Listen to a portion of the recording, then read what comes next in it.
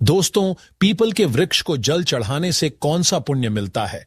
आइए जान लेते हैं। एक नागिन के उद्धार की इस महान कथा के माध्यम से समुद्र की गहराइयों में स्थित क्षीर सागर, वहां का दृश्य अत्यंत दिव्य और मनोहर था। क्षीर सागर में लहरों के बीच में शेषनाग की शैया पर भगवान विष्णु सुकून से विराजमान थे। उनका नील वर्णीय शरीर दिव्य आभा बिखेर रहा था। उनके समीप माता लक्ष्मी उनके चरण दबा रही थी। चारों ओर दिव्य प्रकाश था और वातावरण में शांत संगीत की ध्वनि गूंज रही थी। इसी बीच एक पावन पद से आकाश के मार्ग होते हुए देवर्षि नारद जी वहां पहुंचे। नारद जी के हाथ में उनका दिव्य वीणा था और मुख पर हल्की चिंता की रेखाएं थीं। भगवान विष्णु ने नारद जी को देखा और मंद मुस्कान के साथ कहा, पधारो नारद, तुम्हारा स्वागत है। ऐसा प्रतीत होता है कि तुम कुछ व्यग्र हो। क्या बात है? क्या तुम्हारे भ्रमण में कोई अनहोनी घटी है? नारद जी ने शीश झुकाकर भगवान विष्णु को प्रणाम किया और कहा, हे प्रभु, मैं अभी अभी पृथ्वी लोक से लौट कर आ रहा हूं। पृथ्वी का भ्रमण करते हुए मैंने एक अत्यंत विचित्र दृश्य देखा। वहां कुछ लोग पीपल के वृक्ष को काटते हुए दिखे, जैसे उन्हें उसके महत्व का कोई ज्ञान ही ना हो। दूसरी ओर कुछ तपस्वी, मुनि और साधक उस वृक्ष की पूजा कर रहे थे। वे उसकी परिक्रमा करते, उस पर जल अर्पित करते और मंत्रोच्चारण करते हुए भगवान विष्णु की स्तुति कर रहे थे। प्रभु, इस विरोधाभास को देखकर मेरे मन में जिज्ञासा उत्पन्न हुई। पीपल के वृक्ष का क्या रहस्य है? यह वृक्ष इतना पवित्र क्यों है कि कुछ लोग इसकी पूजा करते हैं और जिन्हें इसका ज्ञान नहीं है वे इसे काटने का पाप क्यों करते हैं? कृपा करके मुझे इसके महत्व के विषय में विस्तार से बताइए, ताकि मैं इस ज्ञान को लोक में फैला सकूं। भगवान विष्णु के मुख पर एक कोमल मुस्कान खिल उठी। वे मंद स्वर में बोले, हे नारद, तुम्हारा प्रश्न अत्यंत महत्वपूर्ण है। पीपल का वृक्ष कोई साधारण वृक्ष नहीं है। यह वृक्ष स्वयं मेरे स्वरूप का प्रतीक है। यह न केवल देवताओं का निवास स्थान है, बल्कि इसकी पूजा से मनुष्यों के समस्त पापों का नाश होता है और उन्हें मोक्ष की प्राप्ति होती है। सुनो, मैं तुम्हें पीपल के वृक्ष के महत्व की एक कथा सुनाता हूं, जो यह स्पष्ट करेगी कि क्यों यह वृक्ष पवित्र है और क्यों इसकी पूजा करनी चाहिए। नारद, इस कथा का केवल वर्णन और श्रवण ही मनुष्य के लिए पुण्यदायी है। जो भी इस पावन कथा को श्रद्धा और भक्ति के साथ सुनता है या सुनाता है, उसे अनगिनत पुण्य प्राप्त होते हैं। जो व्यक्ति इस कथा का श्रवण करता है, उसके जन्म जन्मांतर के संचित पाप नष्ट हो जाते हैं, चाहे उसने अपना अज्ञानवश कितना ही बड़ा पाप क्यों न किया हो। इस कथा के श्रवण से उसे पापों से मुक्ति मिलती है। इस कथा को सुनने वाला अपने पितृ का आशीर्वाद पाता है। उसके पूर्वज संतुष्ट होते हैं और उसे सुख, समृद्धि और शांति का वरदान देते हैं। इसके फलस्वरूप पितृ के ऋण समाप्त होते हैं और उनके मार्ग में आने वाली बाधाएं दूर होती है। इस कथा को सुनने वाला व्यक्ति अपने घर में दुर्भाग्य, दरिद्रता और कष्टों को दूर करता है। उसके परिवार में सुख, समृद्धि और लक्ष्मी का वास होता है। उसका जीवन सदा मंगलमय रहता है। यदि किसी स्त्री पुरुष को संतान सुख की प्राप्ति में बाधा हो रही हो, तो वह इस कथा को श्रवण करके पीपल के वृक्ष की पूजा करें। उसे संतान सुख की प्राप्ति अवश्य होती है। नारद जी ने आनंद और जिज्ञासा से कहा, प्रभु, मैं ध्यानपूर्वक सुन रहा हूं। कृपया इस कथा का वर्णन कीजिए। भगवान विष्णु ने कहा, हे नारद, पूर्व काल की बात है। एक अत्यंत गरीब व्यक्ति रहता था, जिसका नाम हरिदास था। हरिदास ईमानदार और परिश्रमी था, लेकिन उसका जीवन अत्यंत कठिनाइयों से भरा हुआ था। वह जंगल से लकड़ियां काटकर उन्हें बेचता है और जैसे तैसे अपने परिवार का भरण पोषण करता था। उसका परिवार बड़ा था। बूढ़े माता पिता, उसकी पत्नी गायत्री और 3 छोटे छोटे बच्चे। हरिदास दिन रात मेहनत करता, फिर भी परिवार के लिए पर्याप्त भोजन जुटाना मुश्किल हो जाता। उसके घर में किसी भी प्रकार का धार्मिक कार्य नहीं होता था और न ही देवताओं की पूजा अर्चना होती थी। हरिदास को शास्त्रों और धार्मिक महत्व के विषय में कुछ भी ज्ञान नहीं था। एक दिन हरिदास हाथ में कुल्हाड़ी लिए जंगल की ओर निकल पड़ा। वह सुबह से ही जंगल के एक एक कोने में घूमता रहा, पर उसे लकड़ियां तो दूर, एक भी सूखा पेड़ नहीं मिला। उसकी थकान बढ़ती जा रही थी और सूर्य अपनी मध्यवस्था में चमक रहा था। हरिदास को चिंता सताने लगी कि यदि वह आज लकड़ियों नहीं ले गया तो घर में चूल्हा नहीं जलेगा। भूख और प्यास से व्याकुल होकर वह जंगल में और आगे बढ़ने लगा। जंगल का यह भाग अत्यंत भयानक था। ऊंचे ऊंचे वृक्ष, घनी बेल और झाड़ियों ने सूरज की रोशनी तक को धरती पर आने से रोक रखा था। जगह जगह सर्प, बिच्छू और अन्य हिंसक जीवों के खतरे भी दिखाई देते थे, परंतु हरिदास की विवशता उसे वहां तक खींच लाई थी। बहुत देर तक भटकने के बाद अचानक उसकी नजर एक विशाल वृक्ष पर पड़ी।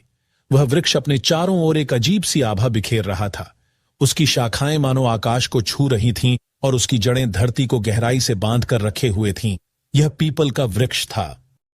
हरिदास ने मन ही मन सोचा, अरे वाह, कितना बड़ा और मजबूत वृक्ष है। यदि मैं इसकी कुछ टहनियां काट लूं तो आज का काम बन जाएगा। फिर उसने कुल्हाड़ी को मजबूती से थामा और वृक्ष के पास पहुंच गया। वृक्ष के नीचे खड़ा होकर उसने एक क्षण के लिए इधर उधर देखा और कुल्हाड़ी को ऊपर उठा लिया। जैसे ही वह कुल्हाड़ी से वृक्ष पर आघात करने वाला था, तभी एक भयंकर आवाज गूंज उठी जो किसी स्त्री की प्रतीत हो रही। मनुष्य ठहरो, तुम ये क्या अनर्थ करने जा रहे हो? हरिदास ने चौंक कर इधर उधर देखा, पर वहां कोई दिखाई नहीं दिया। अगले ही क्षण वृक्ष के तने के पास से एक भयानक काले रंग का सर्प प्रकट हुआ। उस सर्प की आंखें चमक रही थीं, मानो उनमें अग्नि की ज्वालाएं जल रही हो। हरिदास भयभीत होकर पीछे हट गया। सर्प धीरे धीरे उसके सामने आकार लेने लगा। वह अब सर्प नहीं बल्कि एक सुंदर स्त्री का स्वरूप धारण कर चुका था। यह कोई साधारण स्त्री नहीं थी, बल्कि एक नाग कन्या थी। उसका चेहरा तेजस्वी था और उसकी आंखों में अपार रहस्य झलक रहा था। फिर नाग कन्या ने गंभीर स्वर में कहा, हे मनुष्य, तुम ये पवित्र पीपल का वृक्ष काटने जा रहे थे। क्या तुम्हें इसका ज्ञान नहीं कि पीपल के वृक्ष में देवताओं का वास होता है? इसे काटने से तुम्हें महापाप लगेगा। हरिदास की सांसें तेज हो गई। वह भयभीत होकर कांपते स्वर में बोला, हे देवी, आप कौन है और मुझसे मनुष्य की वाणी में बात कैसे कर रही है? मैंने तो ऐसा कुछ कभी सुना भी नहीं था। कृपया मुझे बताइए कि आप कौन है और यह वृक्ष क्यों इतना विशेष है। नाग कन्या मुस्कुराई और बोली, हे मनुष्य, मैं इस पीपल के वृक्ष की रक्षक हूं। मेरा नाम नागिनी सुरसा है। यह वृक्ष मेरे लिए बहुत प्रिय है, क्योंकि इसी वृक्ष में मेरा वास है और यह पवित्र है। परंतु इस वृक्ष के साथ मेरा यह जुड़ाव केवल इस जन्म का नहीं है, बल्कि यह एक पुरानी कथा का परिणाम है। सुनो, मैं तुम्हें अपने पूर्व जन्म की कथा सुनाती हूं। यह कहते हुए नाग कन्या सुरसा का चेहरा गंभीर हो गया। उसकी आंखों में अतीत का एक गहरा रहस्य चमक उठा। हरिदास विस्मय और जिज्ञासा से उसकी ओर देखने लगा, क्योंकि यह सब उसके लिए अत्यंत अद्भुत और विचित्र था। नाग कन्या ने अपना वृतांत आरंभ किया। नाग कन्या ने गहरी सांस ली और हरिदास की ओर देखते हुए कहा, हे मनुष्य, पिछले जन्म में मेरा नाम सुमति था। मैं एक प्रतिष्ठित वैश्य परिवार में जन्मी थी। मेरे पिता एक धनवान व्यापारी थे और मेरे विवाह का आयोजन उन्होंने बड़ी धूमधाम से किया। मेरा विवाह एक पुण्यात्मा और ज्ञानी वैश्य पुत्र से हुआ जिसका नाम धर्मपाल था। मेरे पति अत्यंत धार्मिक प्रवृत्ति थे और अनाज का व्यापार करते थे। उनका जीवन सादा लेकिन धर्म और सत्कर्मों में लीन था, किंतु मैं उनके गुणों से सर्वथा विपरीत थी। मेरा स्वभाव अत्यंत स्वार्थी और अहंकारी था। मैं ना तो अपने पति का आदर करती थी और ना ही किसी प्रकार के धर्म कर्म में रुचि रखती थी। मुझे देवी देवताओं की पूजा व्यर्थ प्रतीत होती थी। मेरा मन सदा सांसारिक सुखों और धन संपत्ति में लिप्त रहता। मेरे पति मुझे समझाते रहते कि हमें जीवन में पुण्य के कार्य करने चाहिए, देवताओं की पूजा करनी चाहिए, किंतु मैं उनकी बातों को हमेशा अनसुना कर देती। हमारे गांव के पास एक मुनि का आश्रम था। वह आश्रम शांत, पवित्र और प्रकृति की छांव में बसा हुआ था। वहां के वातावरण में एक अलौकिक शांति थी। मुनि ने अपने आश्रम के आंगन में एक छोटा सा पीपल का वृक्ष लगाया हुआ था। गांव के लोग वहां नियमित रूप से पूजा करने आते थे। वे पीपल के वृक्ष के चारों ओर दीप जलाते, जल चढ़ाते और उसकी परिक्रमा करते। उनका विश्वास था कि इस वृक्ष में भगवान विष्णु का वास है और उसकी पूजा करने से उनके पितृ प्रसन्न होते हैं। लोगों की श्रद्धा और भक्ति से वह वृक्ष बहुत ही कम समय में विशाल हो गया। एक दिन की बात है, मैं उस आश्रम के पास से गुजर रही थी। वहां मैंने देखा कि एक ब्राह्मण अत्यंत श्रद्धा से उस पीपल वृक्ष की पूजा कर रहा था। वह वृक्ष के तले जल चढ़ा रहा था और मंत्रोच्चारण कर रहा था।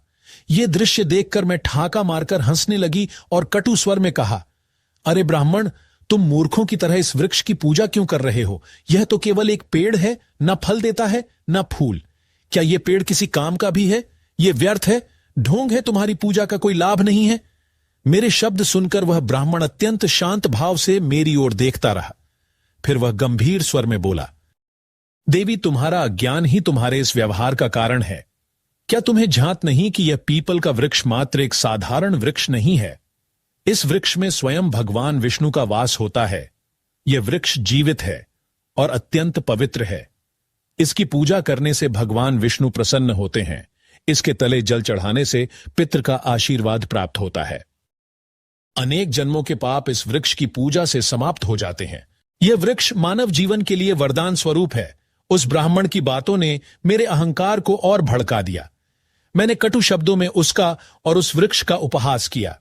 मैं क्रोध में आकर उस वृक्ष के पास पहुंची और व्यंग्यपूर्ण स्वर में कहा, देखते हैं तुम्हारा यह वृक्ष कितना महान है।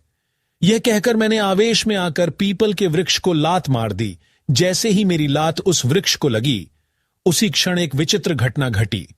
मेरे पैर से लेकर शरीर के अन्य अंगों में जलन होने लगी। वह जलन असहनीय थी। मैंने देखा कि मेरे शरीर में परिवर्तन हो रहा था। धीरे धीरे मेरा रूप बदलने लगा। मेरी त्वचा काली पड़ने लगी और देखते ही देखते मैं एक भयानक सर्प